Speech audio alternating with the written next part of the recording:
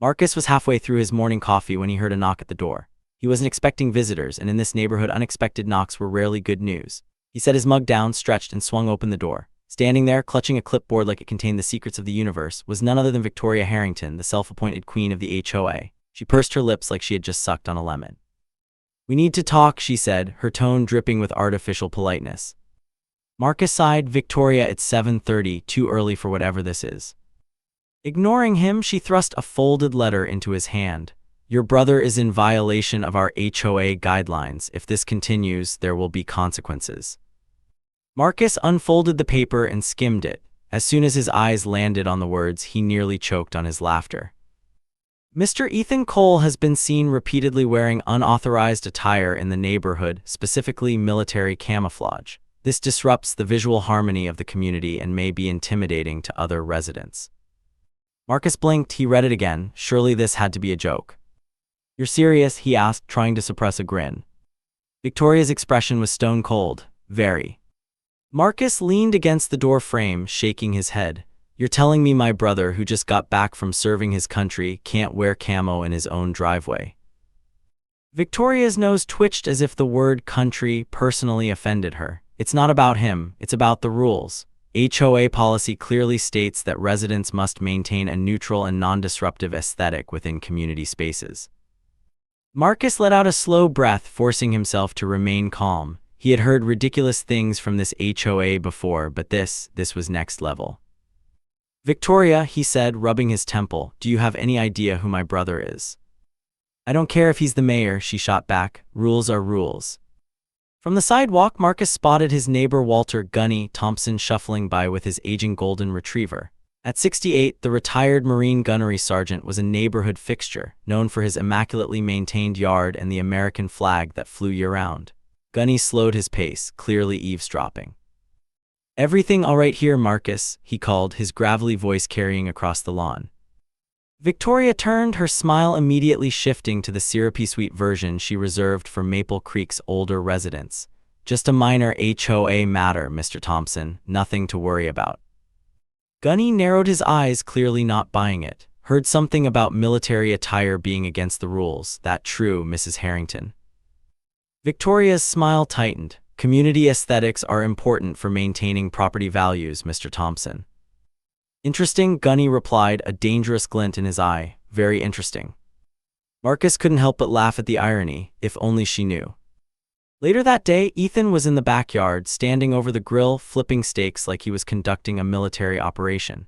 He had been back for less than a week, trying to enjoy his well-earned rest, and the last thing he needed was HOA nonsense. But as soon as Marcus handed him the letter, his easy smile faded. Ethan read it in silence, his expression unreadable. Then, slowly, he exhaled and handed the paper back. "They have a problem with me wearing camo?" he asked. "Oh, not just camo," Marcus said, barely containing his laughter. "They think you're disrupting the visual harmony of the community." Ethan tilted his head as if waiting for the punchline. When it didn't come, he simply nodded. "All right." Marcus narrowed his eyes. "All right, that's it." Ethan smirked. "Oh, I'm going to have fun with this."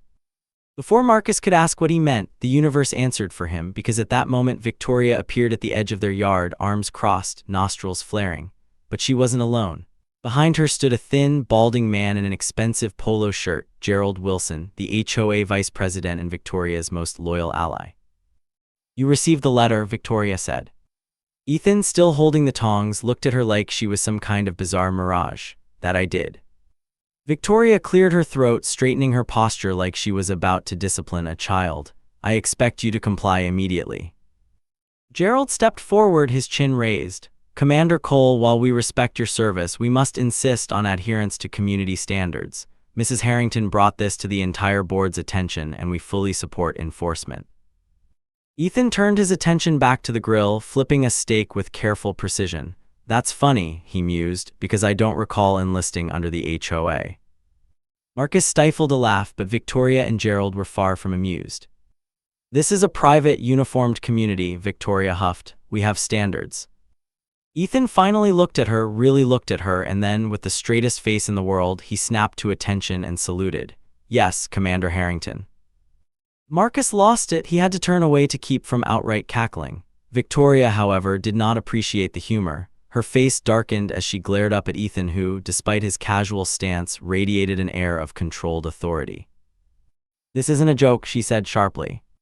Ethan scratched his chin, feigning deep thought. "I don't know, it's kind of hilarious." Gerald stepped forward, his face reddening. "Lieutenant Commander Cole." "It's Commander actually," Ethan corrected mildly. "Whatever," Gerald snapped. "You may think this is trivial, but property values affect everyone. Our community has standards that maintain our exclusivity." Victoria inhaled sharply, clearly struggling to maintain control. "If you don't comply, we'll have no choice but to issue fines." Ethan's grin widened. "What's the going rate for wearing pants these days?" Marcus nearly collapsed laughing. Victoria, seething, snapped another photo of Ethan, probably for her growing file of HOA war crimes, before storming off with Gerald in tow. The second they were gone, Marcus turned to his brother, grinning like an idiot. "Dudes, you have no idea how much I needed that." Ethan smirked, grabbing a plate for the steaks. "She thinks she can outregulate me," he shook his head. "I've dealt with warlords who had more flexibility." An unexpected chuckle came from the fence line. Gunny Thompson stood there, arms crossed over his Marine Corps sweatshirt. "Semper Fi, Commander Cole, heard you might be having some HOA trouble." Ethan's eyebrows raised in recognition. "Gunny, been a while." "You two know each other?" Marcus asked, looking between them. "Joint Operation Fallujah 2007, Gunny explained. "Your brother pulled my squad out of a hell of a firefight." Ethan shrugged modestly. "Just doing my job." Gunny's weathered face hardened. "Well, now it's my turn to provide backup. Victoria Harrington has been making this neighborhood miserable for years. About time someone stood up to her." He leaned closer. "Word of advice, don't underestimate her. She's got half the board in her pocket and her husband's a partner at Westlake Development. They've got pull with the city council." Marcus wiped a tear from his eye. "I cannot wait to see what you do next." The following morning, Marcus woke up to find Ethan standing in front of the bathroom mirror, brushing his teeth. But what caught Marcus's attention wasn't the morning routine, it was what Ethan was wearing. Full military fatigues, tactical boots, even his beret. Marcus leaned against the doorframe, arms crossed. "Really?" Ethan met his gaze in the mirror and grinned, toothbrush still in his mouth. "Oh, it's war now." His phone buzzed with a text from Gunny. "Operation HOA takedown begins at 800. Reinforcements standing by." An hour later, Ethan casually strolled out to check the mailbox, still fully dressed like he was about to jump out of a plane and into a combat zone. A few neighbors peeked through their windows, some clearly entertained, others whispering in concern. And then there was Victoria standing on her porch, gripping her phone like she was about to report a crime. But the real surprise came from across the street, where Gunny Thompson emerged from his house wearing his full Marine Corps dress blues, complete with medals and ribbons that spoke of decades of service. Marcus sipped his coffee, watching the chaos unfold from the safety of the front porch. Victoria stormed across the street, heels clicking aggressively against the pavement, Gerald scrambling to keep up with her. "This is an escalation," she snapped. Ethan turned as if just now noticing her. "Oh, I thought we were enforcing dress codes." Victoria's eye twitched. "This is not funny." Ethan nodded solemnly. "I agree, dress code violations are a serious matter." Gunny approached, his posture ramrod straight despite his age. "Morning, Mrs. Harrington. Beautiful day to honor our country, wouldn't you say?" Victoria's face turned a dangerous shade of red. "You too, Mr. Thompson. This is coordinated harassment." "No, ma'am," Gunny replied calmly. "This is a free country, at least that's what I spent 30 years fighting for." Gerald pointed a finger at them. "You think you can mock the HOA?" Ethan's smile was almost lazy. "I don't think, sir, I know." Victoria, visibly trembling with frustration, lifted her phone. "I'm documenting this." Ethan saluted again. "Make sure to get my good side." Gunny followed suit with a crisp salute of his own. "And if you could capture my medals clearly, I'd appreciate it. Earned each one of them." That was the last straw. Victoria turned on her heel and stormed off, Gerald in tow, furiously typing into her phone, no doubt preparing another formal complaint, maybe even drafting a new HOA amendment specifically outlawing military personnel from dressing like, well, military personnel. Several neighbors had gathered on their porches, many openly laughing now. A woman across the street gave a thumbs up. Another neighbor, a younger man, approached Ethan and Gunny to shake their hands. Marcus shook his head. "You're playing a dangerous game, man." Ethan grinned. "You say dangerous, I say entertaining." Gunny nodded approvingly. First rule of engagement, maintain the initiative. Marcus had to admit he was enjoying this more than he should, but something told him Victoria wasn't done yet. And he was right, because later that evening an official letter from the HOA arrived, and this time it wasn't just a warning. It was a formal notice of violation with threats of escalating action. Marcus read it aloud, then looked up at Ethan, who calmly chewed his steak. "She's doubling down," Marcus said. Ethan leaned back in his chair, utterly relaxed. "Good." Marcus raised an eyebrow. "Good." Ethan took another bite, chewing thoughtfully before replying, "Because now I get to have some real fun." Gunny had joined them for dinner, bringing a bottle of bourbon and decades of battle stories. He examined the letter with a snort. Typical Victoria. When she can't win fairly, she resorts to bureaucracy. "She's building a paper trail," Ethan noted. "Smart but predictable." "Not smart enough," Gunny replied, pouring another finger of bourbon. "See, what Victoria doesn't know is that my daughter's an attorney specializing in housing discrimination cases." He grinned. "And she's visiting next week." The next morning, Ethan was already up before Marcus even rolled out of bed. When Marcus finally stumbled into the kitchen, still rubbing the sleep from his eyes, he found his brother sitting at the table, sipping coffee with the same calm expression he always wore before a mission. Except today, his mission involved taking on the homeowners association instead of enemy combatants. Marcus sat down and grabbed a piece of toast. "So, what's the plan, General?" Ethan smirked. "We're going full camo." Marcus arched an eyebrow. "Define full camo." Ethan simply stood up and walked out of the kitchen.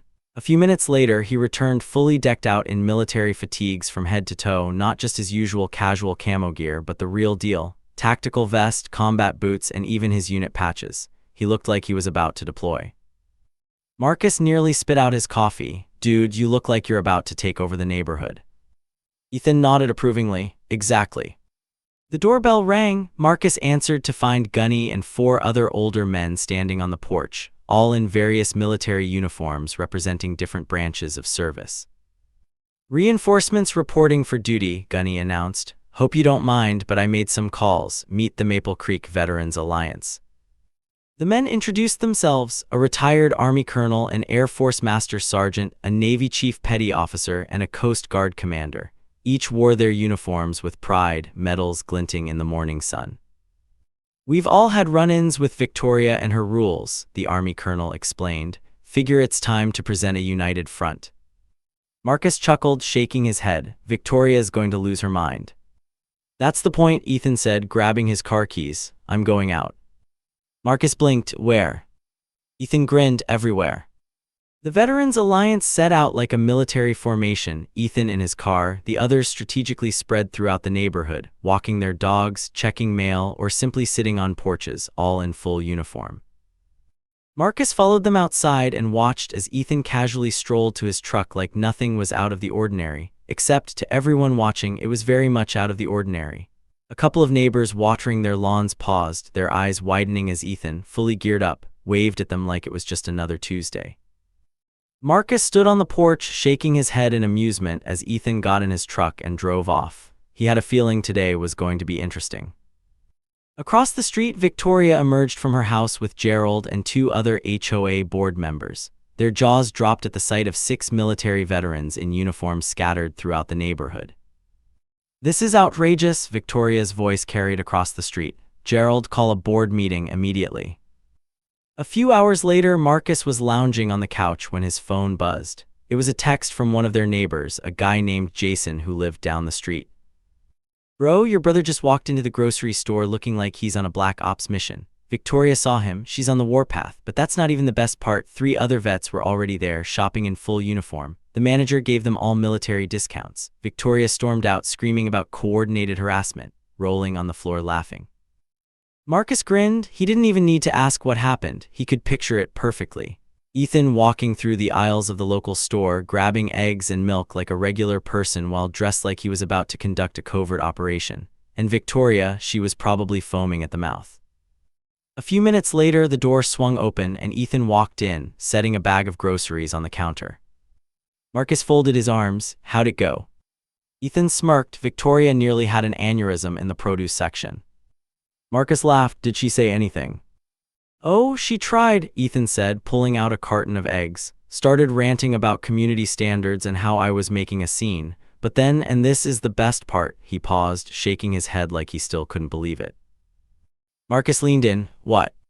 Ethan grinned. Some guy in the store recognized me from a news interview a while back, shook my hand, thanked me for my service. Victoria looked like she swallowed a lemon.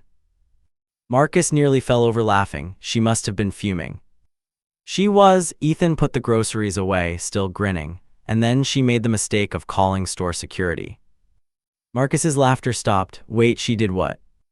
Ethan nodded. Yep, said I was causing distress and asked them to escort me out.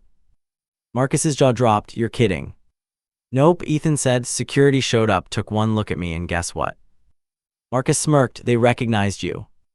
Ethan nodded. Not just that, one of them was a former soldier. He saw my unit patch and immediately called me sir.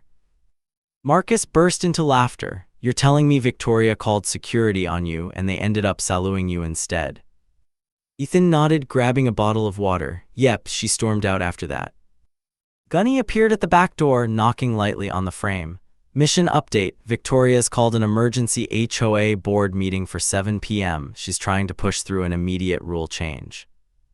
Marcus shook his head, still laughing. Man, she's going to lose it. She already has, Ethan said, taking a sip of water, and she's not done yet.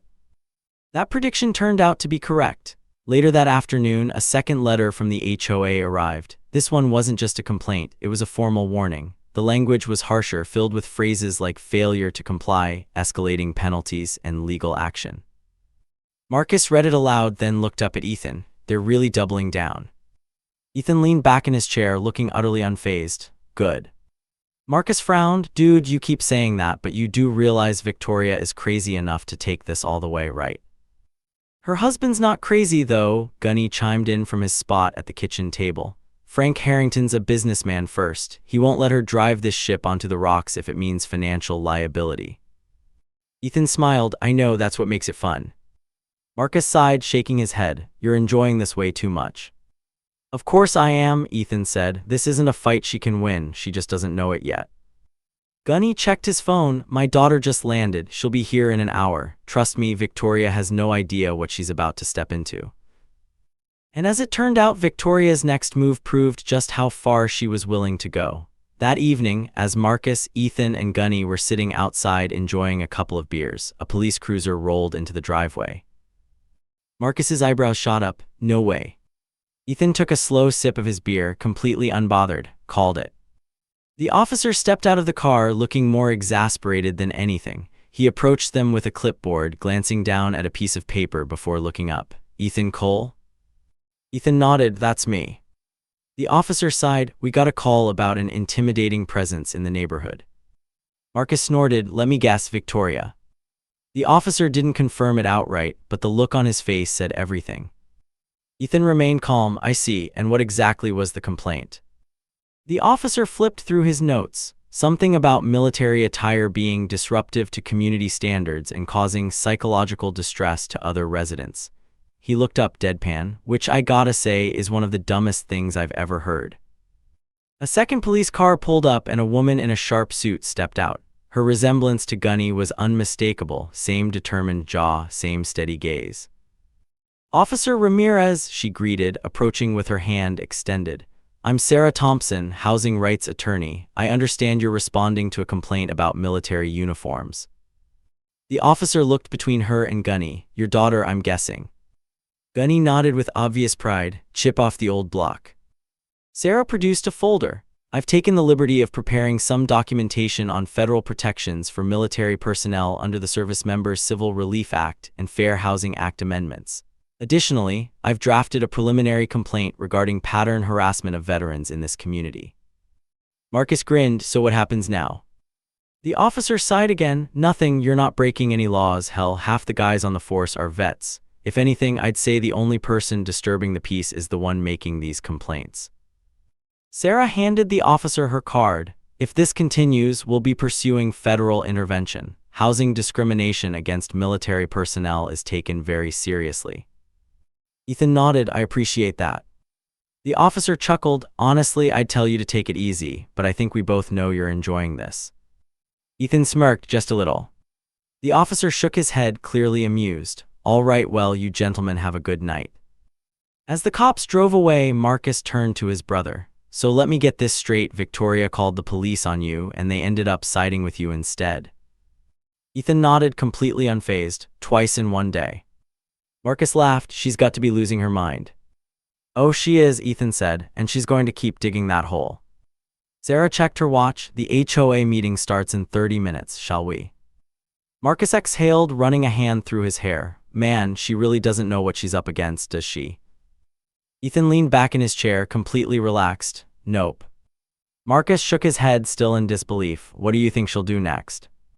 Ethan smirked. Whatever it is, it's going to be desperate. And he was right, because the next morning, Victoria made her boldest move yet. Another HOA letter arrived, but this time it wasn't just a warning. It was a formal notice of legal action. Marcus woke up to the sound of his phone buzzing on the nightstand. Groaning, he reached over, blinking at the screen. It was a message from Jason, the neighbor who had been keeping tabs on Victoria's meltdown. Dude, she's lost it. HOA board meeting was a disaster. Victoria tried to push through new rules, specifically banning military-style attire, but half the board refused to vote for it. She was screaming at them. One guy actually resigned right there. Emergency session tonight, you guys are on the agenda. Underneath was a short video clip showing Victoria red-faced, shouting at her board members while Gerald tried to calm her down. In the background, several people in military uniforms, Gunny's Veteran Alliance, sat watching calmly. Marcus rubbed his eyes, already feeling the exhaustion of dealing with this nonsense. He rolled out of bed, stretched, and walked into the kitchen where Ethan was already awake, sipping his morning coffee like a man with no worries in the world. Sarah was there too, spreading documents across the table, a determined gleam in her eye. Marcus sat down and ran a hand through his hair. So apparently we're part of an emergency session now. Ethan didn't even look up from his coffee. Of course we are. Sarah smiled. Perfect, gives me a formal venue to present this. She held up a thick legal document. Federal complaint for discriminatory housing practices targeting military personnel. Plus, I've contacted 3 local news stations. They'll be covering tonight's meeting. Marcus exhaled. You think she's actually going to push for legal action? Ethan smirked. She's trying to bluff. She thinks if she escalates enough, I'll back down. Marcus shook his head. She clearly has no idea who she's dealing with. Ethan leaned back in his chair. Nope. A few hours later, Marcus, Ethan, Gunny, and Sarah stood outside the HOA meeting hall, staring at the group of board members inside. Victoria was at the head of the table, arms crossed, her face twisted in satisfaction as she glanced at the stack of papers in front of her. Gerald sat beside her, looking increasingly uncomfortable. To everyone's surprise, Frank Harrington, Victoria's usually absent husband, sat at the far end, his expression unreadable. The room was packed. News cameras lined the back wall. Virtually every veteran in the neighborhood had shown up in uniform. Ethan walked in first, exuding the same calm authority he always carried. Marcus followed behind, taking a seat next to him. Sarah positioned herself strategically near the front, legal documents at the ready. The room was tense, as if everyone was waiting for a bomb to go off. Victoria cleared her throat. Mr. Cole, we've reached a decision. Ethan gave her a polite smile. Oh, please enlighten me.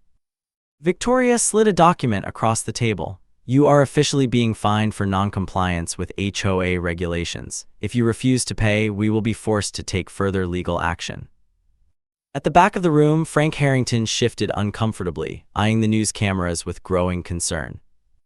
Ethan glanced at the paper, then leaned back. You do realize I'm an active-duty military officer, right? Victoria scoffed. That doesn't exempt you from the rules of this neighborhood.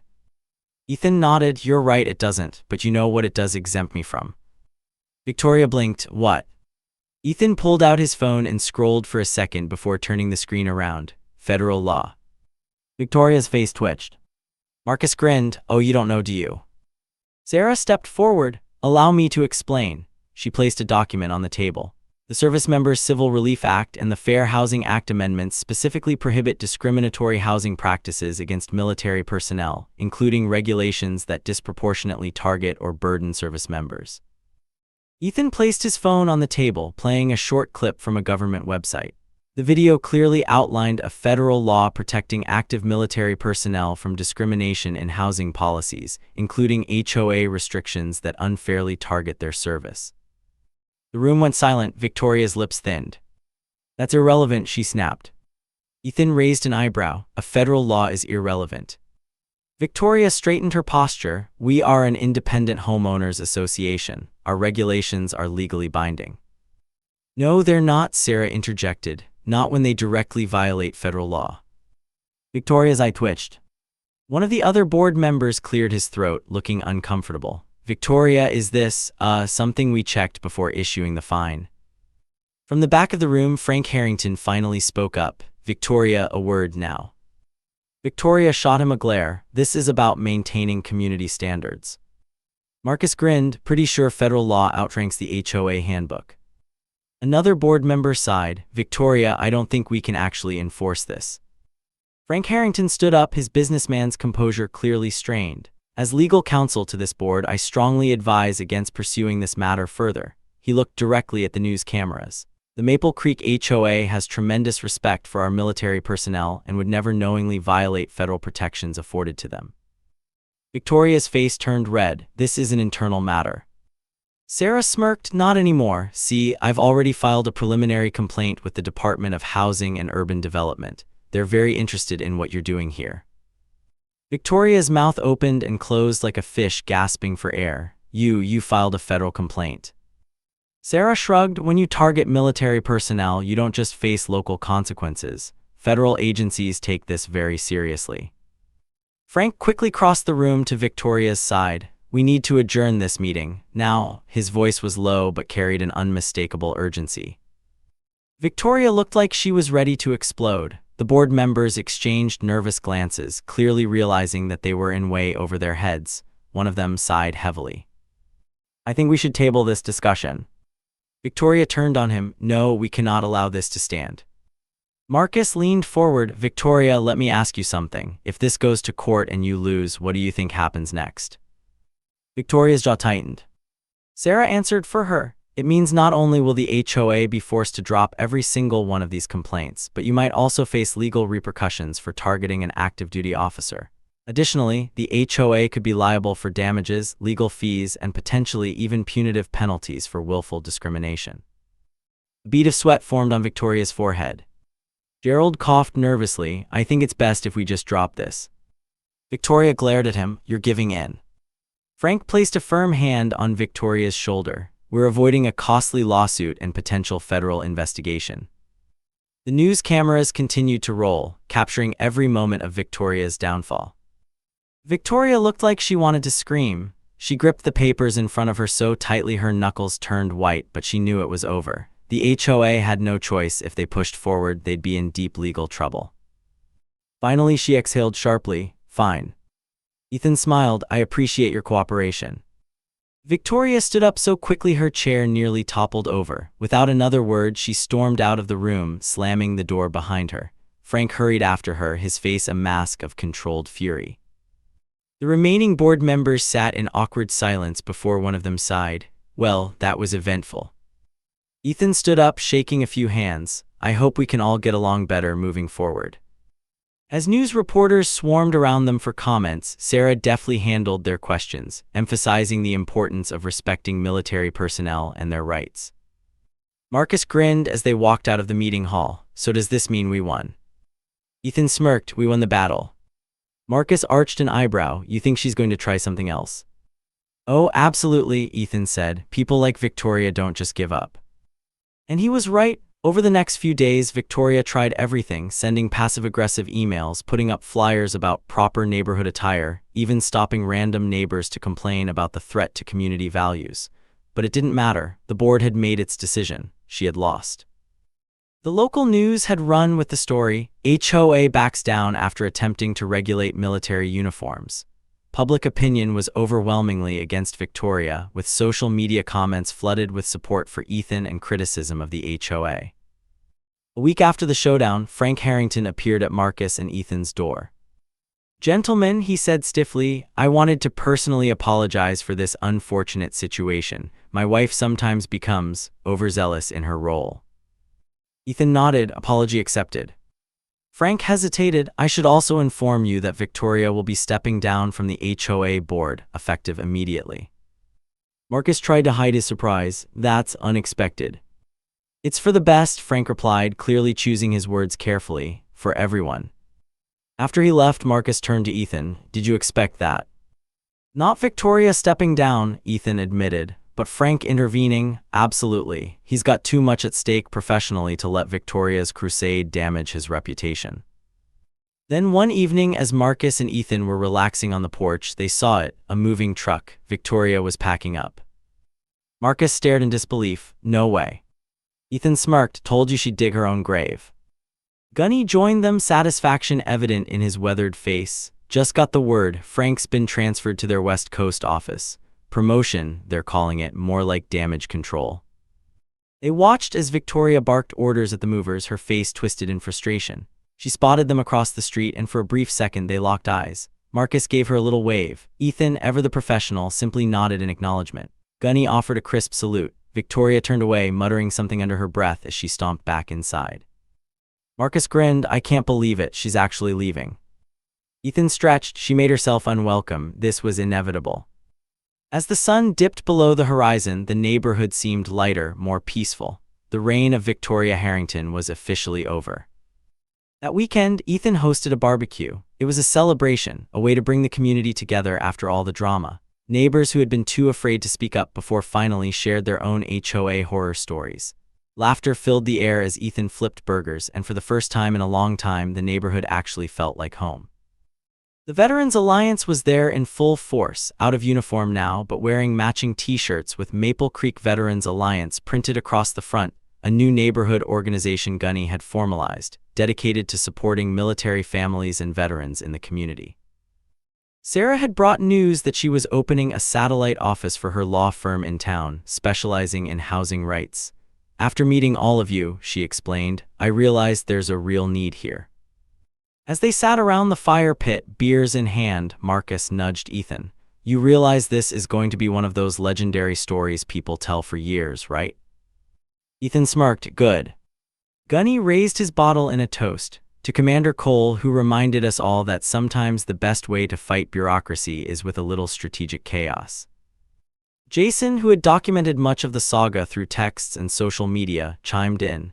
And to Victoria Harrington, who learned the hard way not to mess with the U.S. military. Everyone laughed, clinking bottles. Marcus chuckled. So what's next? Ethan took a slow sip of his drink before answering. Well, now I get to enjoy my vacation. Marcus laughed. You earned it.